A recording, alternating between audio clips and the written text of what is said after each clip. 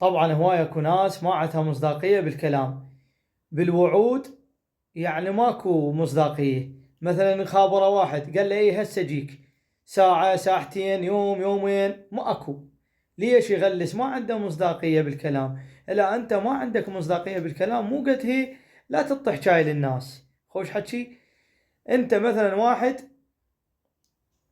مثلا خابرك قال لك مثلا ابو فلان عندك شيء، قل له عندي شيء، فارغ ما فارغ، عندي حاجة عندي شغل، تعذر ولا تعطي حكاية وتخلف فيها. ترى الإنسان أهم شيء حكايته والمصداقية، ماكو أحلى من عتيه.